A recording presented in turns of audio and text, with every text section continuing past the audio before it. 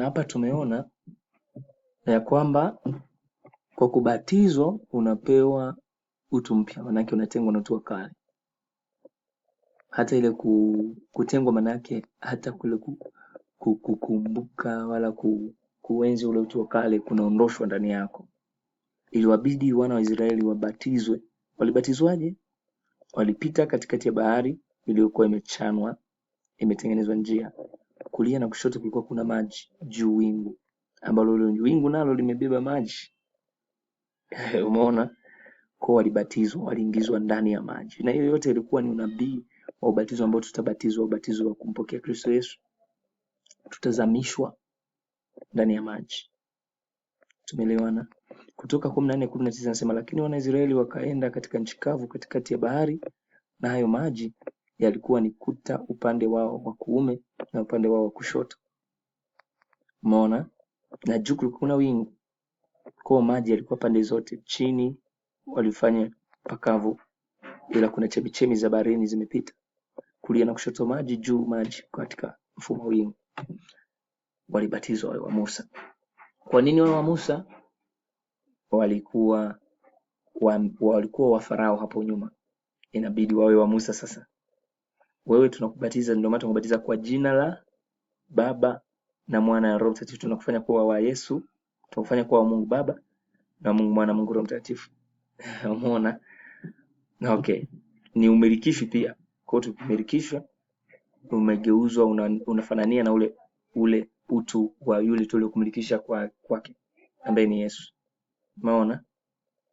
Pia unabatizwa ili kutimiza haki yote. Ili kutimiza haki yote. Tunasoma Mathayo 3:15 mpaka 13 mpaka 15. Mathayo 3:13 mpaka 15. Neno la Mungu linasema kuwa wakati huo Yesu akaja kutoka Galilaya mpaka Yordani kwa Yohana ili abatizwe. Lakini Yohana alitaka kumzuia akisema, mimi nahitaji kubatizwa na wewe, nawe waja kwangu? Yesu akajibu akamwambia, kubali hivi sasa, kwa kuwa ndivyo itupasavyo kuitimiza haki yote. Basi akamkubali. Kumbe ndivyo itupasavyo kutimiza nini? Haki yote. Kwa unabatizwa ili utimize haki yote, sio haki nusu nusu. Sawa? Vile mtu anasema hujanifanyia haki, na hata leo Mungu kuna watu wanawaambia hamjanifanyia haki na hawataingia mbinguni. Kwa kubatiza ni kumfanyia Mungu haki. Haki ina pande mbili. Upande wa Mungu na kwako. Mfanyie Mungu haki yake. Mungu ana haki, kuna vitu anatakiwa afanywe na wewe. Na kuna vitu anatakiwa Mungu akufanyie wewe. Tunaelewana? Kwa mmoja vitu Mungu anatakiwa afanyiwe naye aliyemkubali Yesu Kristo kwa kuokoka ni kubatizwa kwa kuzamishwa kwenye maji mengi. Okay. Sababu ya 10 kwa nini ubatizwe kuzamishwa kwenye maji mengi ni unabatizwa ili kuleta furaha Yesu Kristo kwako na kwa watu waliokuzunguka. Mara baada ya kubatizwa unapewa utu mpya. Yaani unapewa kuwa kama mtu kingine. Nako kama mtu kingine kanakuwa ni sawa sawa na Yesu Kristo. Hiyo inafanyika katika roho. Sawa? Ndio maana hata mara baada ya kubatizwa kuzamishwa kwenye maji mengi usikubali kujinajisi wala kujichafua. Matendo ya Mitume 8:38 mpaka 39 neno linasema kuwa akaamuru lile gari lisimame, wakateremka wote wawili majini, Filipo na yule towashi, naye akambatiza. Kisha walipopanda kutoka majini, Roho wa Bwana akamnyakua Filipo. Baada ya ubatizo unaona, yule towashi asimwone tena, basi alikwenda zake akifurahi kwa sababu gani?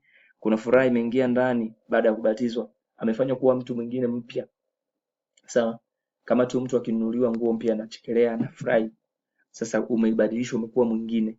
Sio, unashangaa. Japo inafanyika katika Mungu wa roho. Ndio ile mwingine unasikia ninajisikia yani siwezi nikaeleza kwa sababu ni Mungu wa roho. Ndio itakapofanyika kwako wewe utakayebatizwa kwa kuzamishwa kwenye maji mengi. Pia Matendo ya Mitume 16:27 mpaka 34 neno la Mungu linasema pia yule mlinzi wa gereza akaamka, naye alipoona ya kuwa milango ya gereza imefunguka alifuta upanga, yani aliuchomoa upanga wake, akataka kujiua akidhani ya kuwa wafungwa wamekimbia. Ila Paulo akapaza sauti yake kwa nguvu akisema, usijidhuru, kwa maana sisi sote tupo hapa. Akataka taa ziletwe. akarukia ndani akitetemeka kwa hofu, akawaangukia Paulo na Sila, kisha akawaleta nje, akasema, bwana zangu, yanipasa nifanye nini nipate kuokoka? Nilisema kuokoka kujanzia leo, sawa? Wakamwambia, mwamini Bwana Yesu nawe utaokoka pamoja na nyumba yako. Wakamwambia neno la Bwana yeye na watu wote waliomo nyumbani mwake. Akawakaribisha saa ile ile ya usiku, akawaosha mapigo yao. Walikuwa wamepigwa, Paulo na Sila walikuwa wamepigwa, wamepelekwa polisi, wamewakamata, wametupa gerezani kwa sababu ya Injili. Kwa hiyo alipeleka nyumbani, akawaosha mapigo yao, kisha akawabatiza. Akabatizwa Paulo na Sila, wakambatiza yeye na watu wake wote.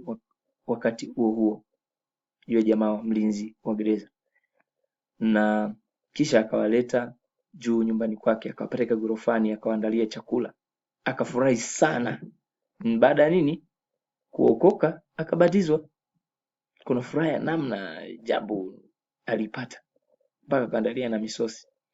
Yeye na nyumba yake yote walibatizwa, waliokoka wakabatizwa, maana amekwisha kumwamini Mungu. Unaona, alimwamini Mungu ambaye alihubiriwa na waliomhubiri Paulo na Sila baada ya ile tukio la kuvunjika milango ya gereza. Kisha aliongozwa sala toba kama unavyoongozwa wewe jamani, mambo hajaanza leo.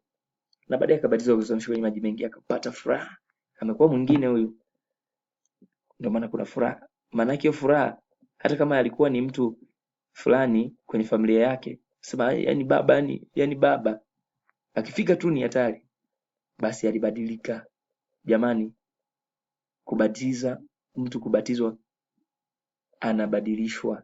Kubatizwa maji mengi, naongelea maji mengi, nisema kubatizwa maji mengi, sio mwingine wa vikombe. Anakuwa mwingine kwa sababu wa maji mengi wafungamanishwa na ahadi ya Mungu ya kufa na kufufuka kwake.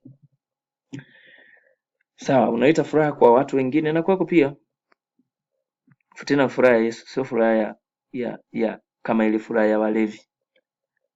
Mtu anaenda bila hela na kuja amelewa. Wanasema walevi wana furaha, hawana furaha. Ile ni furaha ya dunia. Kumbe hata furaha zina aina, nayo ni ya kitambo tu. Tunaongelea furaha ya milele, furaha isiyoweza kuathiriwa na vitu vya nje. Okay, jambo jingine, unabatizwa ili kupokea tohara ya rohoni. Sawa?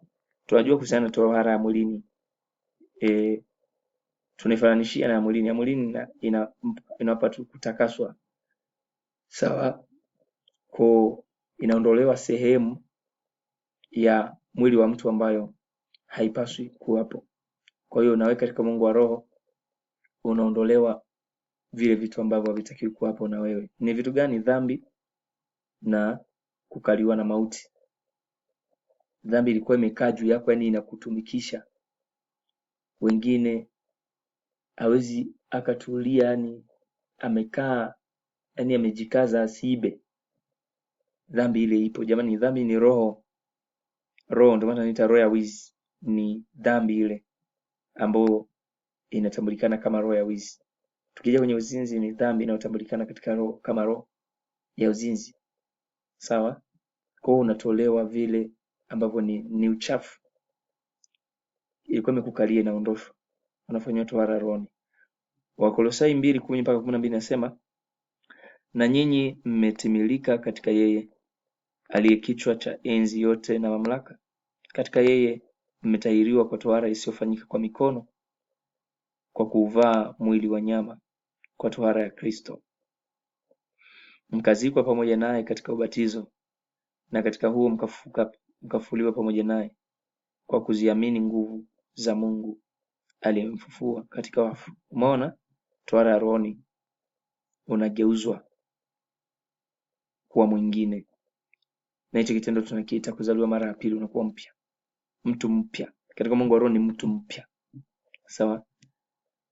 Sababu ya 12 na mwisho, kwa nini ubatizo kuzamishwa kwenye maji mengi, ni kwamba unabatizwa kwa kuwa ni amri ya Mungu. Jamani, Mungu ameamuru watu wabatizwe. Sawa?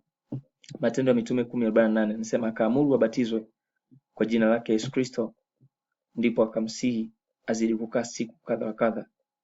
Kwa jina lake Yesu Kristo wabatizwe. Akaamuru, sawa? Akaamuru wabatizwe.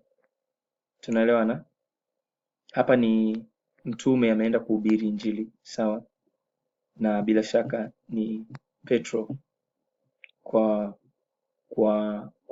Cornelio, sawa? Pale aliposema ni kitu gani cha kuzuia watu hao wasibatizwe kama wamepokea roho tulimpokea sisi? Akaamuru. Kimsingi hapa sio Petro aliamuru. Jamani, ni Roho Mtakatifu aliyeko ndani ya Petro. Aliamuru. Roho Mtakatifu ni Mungu, sawa? Mungu ameamuru watu wabatizwe. Okay, Yohana 14:21 pia anasema yeye aliye na amri zangu. Yesu, ni maneno ya Yesu mwenyewe. Yeye aliye na amri zangu, kama Mungu ameamuru kubatizwa. Sikia anavyosema sasa Yesu mwenyewe. Yohana 14:21. Yeye aliye na amri zangu na kuzishika, yeye ndiye anipendaye. Watu wengi sasa hivi wanasema nampenda Yesu, nampenda Yesu. Hataki kuokoka. Hataki kubatizwa, kuzamishwa kwenye maji mengi. Naye anajiita Mkristo. Tena anatumainia kuingia kwenye mbingu ya Yesu.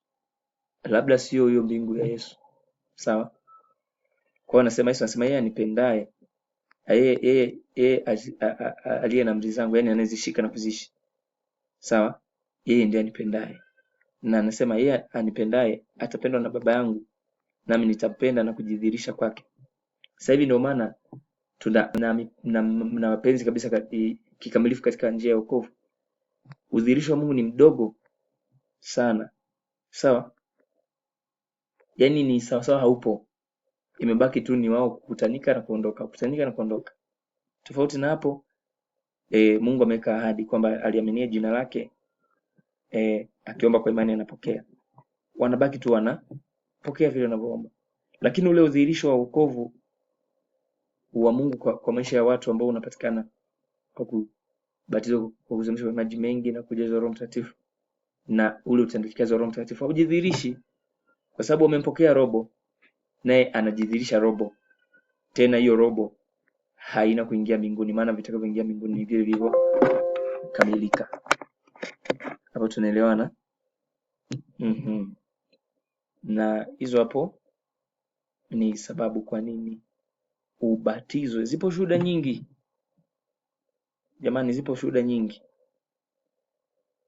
Shuhuda nyingi zipo juu ya kwa nini ubatizwe. Tunaelewana? Zipo shuhuda nyingi watu wamezipata. Watu walikuwa wanateswa na dhambi zimewachilia, kiu ya pombe imekatika. Na nikupe siri moja.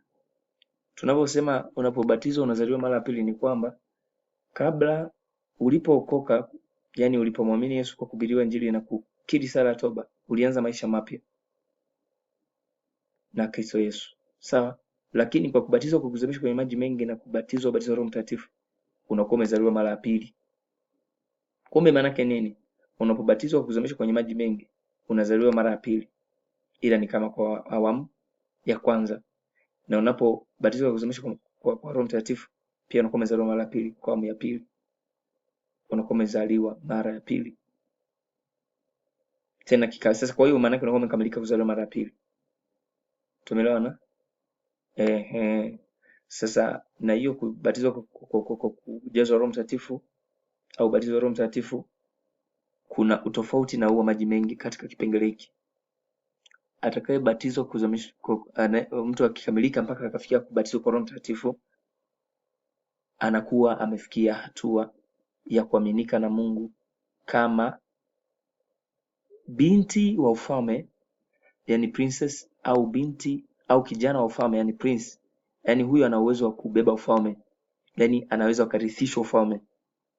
Ndio maana mtu akijazwa Roho Mtakatifu anapewa majukumu, anakuwa ni mwingine.